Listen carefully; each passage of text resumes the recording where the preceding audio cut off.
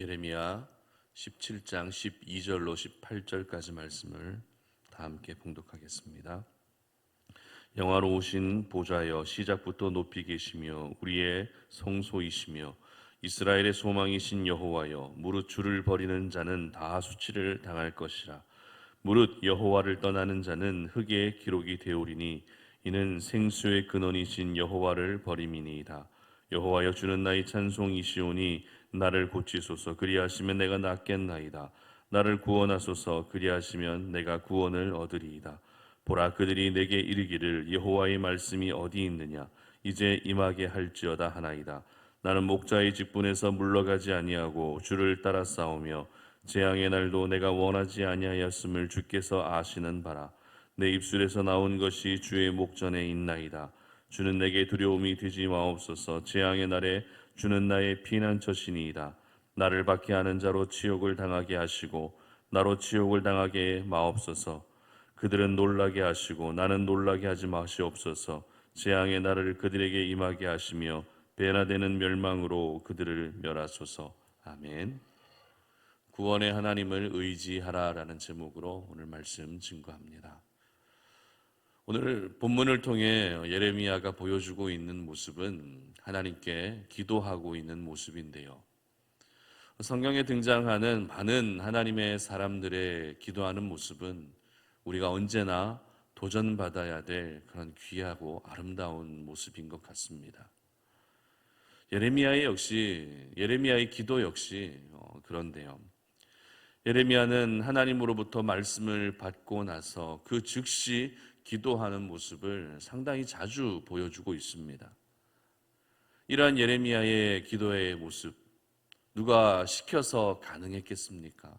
절대 그렇지 않죠. 예레미야에게는 기도하는 것이 또 하나의 거룩한 습관이 되어 있기 때문에 하나님의 말씀이 임하게 되면 그 즉시 무릎 꿇고 기도하는 모습으로 나아갈 수 있었던 것입니다. 오늘 본문에서 예레미야는 자신의 구원을 놓고 하나님께 간구하고 있는 모습을 보게 됩니다.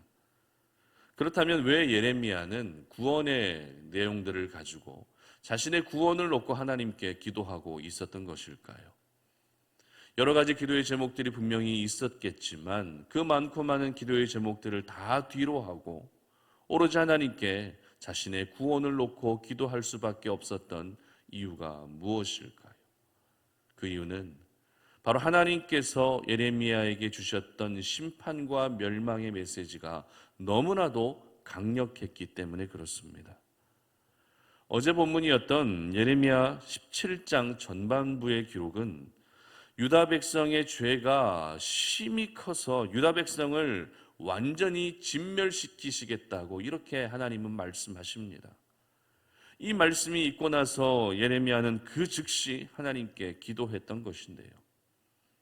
예레미야는 심판으로부터 멸망받을 유다 백성의 모습이 자신의 모습이 되지 않기를 바랬던 것입니다.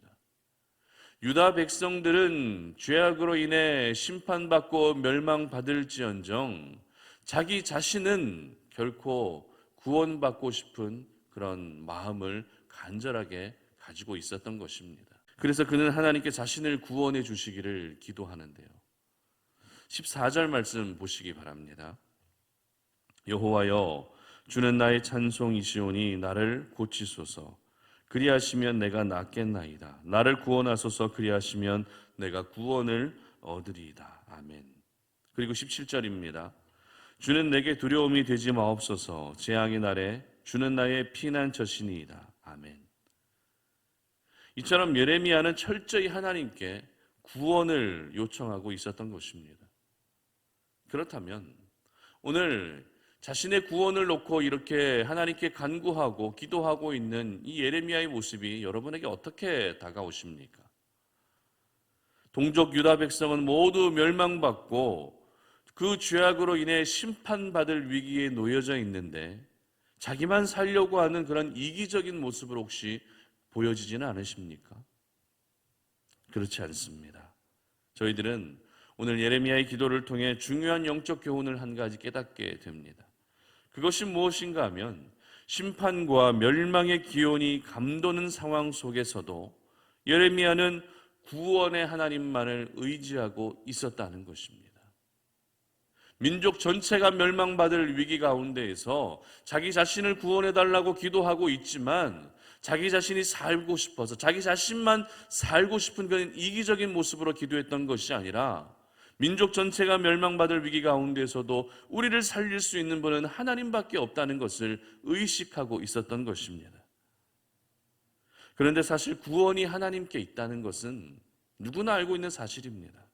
예수 믿는 사람이라면 누구나 알고 있는 사람이고 하나님에 대한 지식이 있는 사람이라면 누구나 알고 있는 사실이라는 것이죠. 하지만 문제가 무엇입니까? 구원이 하나님께 있다는 것을 알고 있으면서도 하나님이 아닌 다른 곳에서 여전히 구원을 찾고 있다는 것입니다. 그래서 어떻게 합니까? 유력한 사람을 찾아가서 도움을 요청하기도 합니다.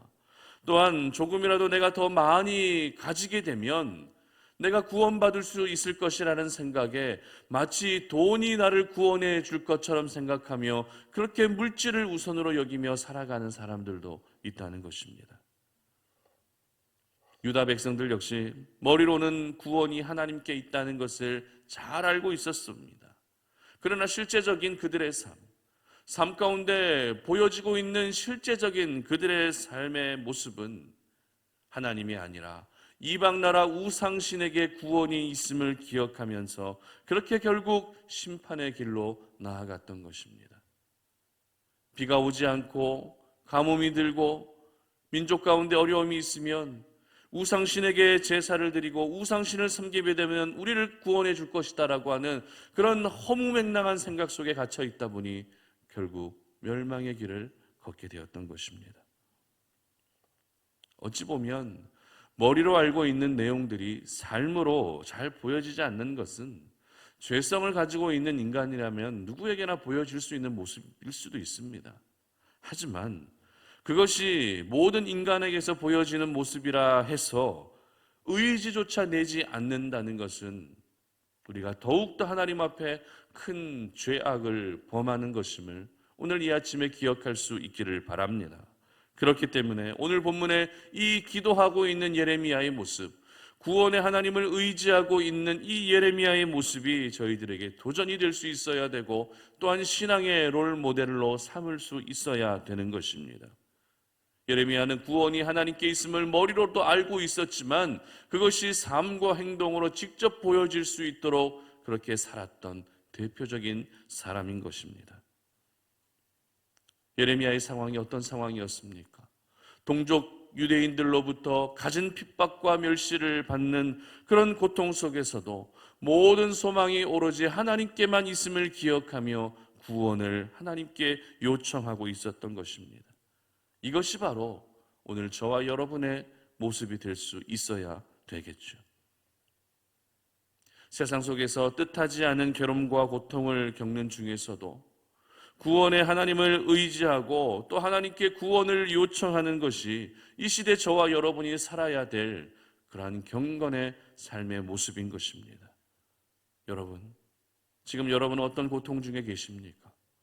지금 여러분의 처한 현실은 어떤 막막한 현실이십니까? 그것이 경제적인 문제이든 아니면 그것이 가정의 문제이든 그것이 어떤 사람과의 관계적인 문제이든 믿음의 문제이든 그 모든 문제에서 저희들을 구원해 주실 수 있는 분은 바로 우리 하나님 한 분밖에 없음을 이 아침에 기억할 수 있기를 바랍니다. 그러므로 고통과 어려움 속에서도 저희들은 구원의 하나님을 의지할 수 있어야 되는 것입니다.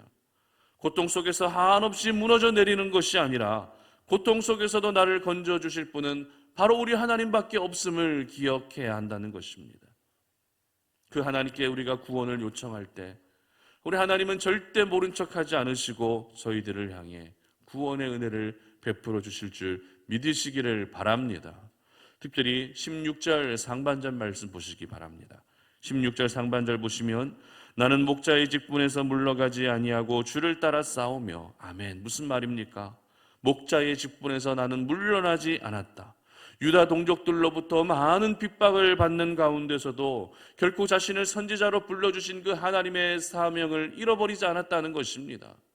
그 환경의 문제로 인해, 배경의 문제로 인해 내가 감당해야 될 그 사명을 절대 잊지 않았다는 것입니다. 목자의 사명을 내가 끝까지 감당했다는 것입니다.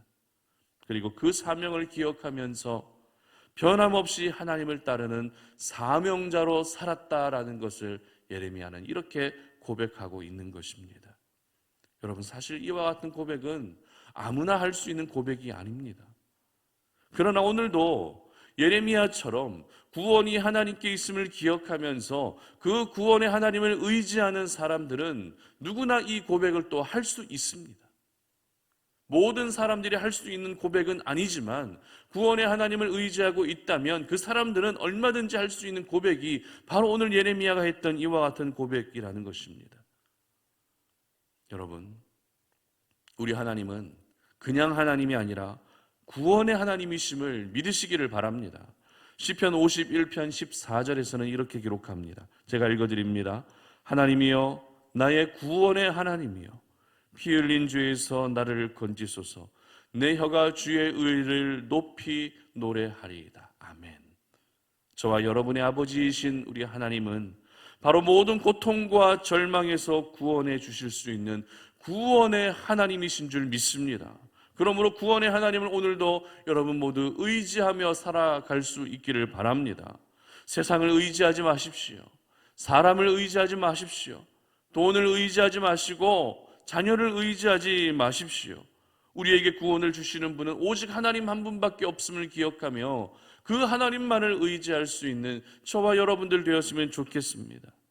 그래서 우리 하나님의 능력의 구원의 손으로 항상 우리가 구원받고 숨이 막혀오는 답답한 상황 속에서도 우리를 살게 하시는 그 하나님의 놀라운 구원의 은혜를 경험할 수 있기를 바랍니다. 이와 같은 구원의 은혜를 오늘도 내가 경험하며 살아가게 되면 우리 하나님은 나에게 피난처가 되시는 하나님으로 다가오지만 우리가 그 구원의 하나님을 경험하지 못하게 되면 나에게 하나님은 항상 두려움으로 찾아와 올 수밖에 없는 것입니다. 바라기는 우리 성탄 오륜의 모든 가족들은 피난처가 되시는 하나님은 오늘도 끊임없이 의지하셔서 여러 가지 고통 속에서도 여러 가지 고민과 아픔 속에서도 나를 구원해 주시고 나를 살려주시는 이 귀한 은혜를 항상 경험할 수 있기를 주님의 이름으로 축복합니다. 함께 기도하겠습니다. 하나님 아버지 감사합니다. 오늘 이 아침에 우리가 주의 말씀을 기억하며 오늘도 기도의 자리로 나아갑니다. 아버지 하나님, 우리가 이 땅을 살아갈 때 세상 속에서 뜻하지 않은 고통과 고난의 문제가 늘 우리를 괴롭히고 여러 가지 아픔과 힘든 시간들이 우리에게 늘 찾아오지만 오늘도 우리가 기억하며 나아갑니다. 바로 내가 믿고 의지하고 있는 하나님은 구원의 하나님이심을 믿고 나아가오니 그 하나님을 의지하게 하여 주시옵소서. 세상을 의지하는 것이 아니라 나에게 구원을 주실 수 있는 분은 하나님 한 분밖에 없음을 기억하며 그렇게 살아갈 수 있는 저희들이 될 수 있도록 도와주시옵소서. 그래서 우리 가운데 날마다 하나님이 허락하시는 구원의 은혜가 충만하게 넘쳐나는 오늘도 그러한 삶을 살아갈 수 있도록 도와주시옵소서. 감사드리며 예수님의 이름으로 기도드립니다. 아멘.